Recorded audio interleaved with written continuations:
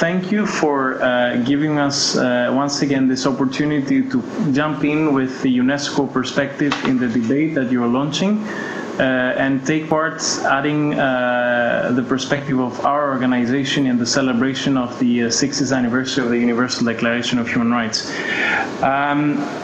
We're speaking of the commemoration of the 60th anniversary, and for UNESCO, the choice of words is very important because commemoration, it means that we're paying tribute to the remarkable work that was done by the founding fathers of the UN and the drafters of this declaration, which has been the cornerstone of the international human rights law since the 1940s. And also because we are acknowledging the enormous progress that has been realized so far in the implementation of human rights. But at the same time, we realize that there's a lot of work that needs to be done until the principles and the values of the declaration become a reality for all. And in fact, this is encaptured in the slogan that motivates and that drives the campaign of the United Nations system as a whole to commemorate the 60th anniversary of the Universal Declaration, which is dignity and justice for all of us. Here I would like to draw your attention to two very important elements. First of all, that in order to have the dignity and justice applied and accessible to everyone, we need to make sure that all human rights in their universality, indivisibility and interdependence are realized. And here I turn to the fact that from the Universal Declaration as adopted in 1948, there still remain rights that have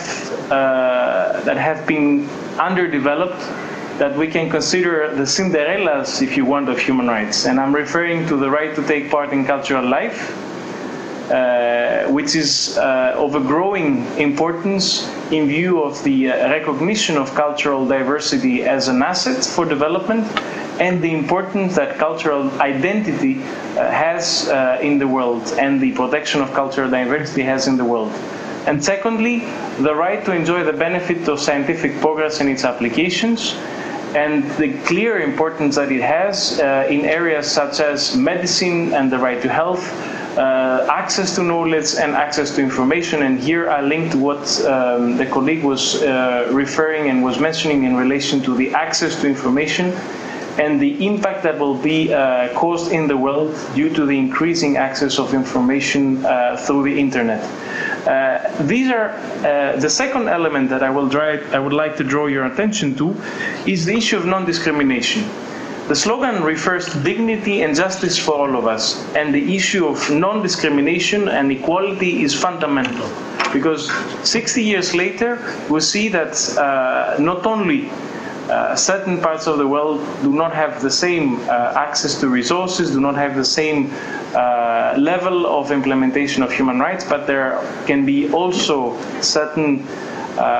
redresses, certain retrogressions that we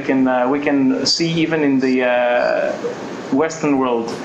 And in fact, these are the two elements, these are the two dimensions that are fundamental in the plan of action that UNESCO has adopted recently in April 2008 in order to consolidate the work that it will be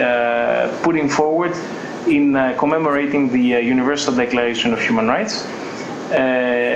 Which leads to the objective that, if you want, permeates the whole plan of action of UNESCO, which is to establish a new alliance, to create a new impetus, so that the aspirations that were embodied in the Declaration of 1948 become a reality for all. Thank you very much.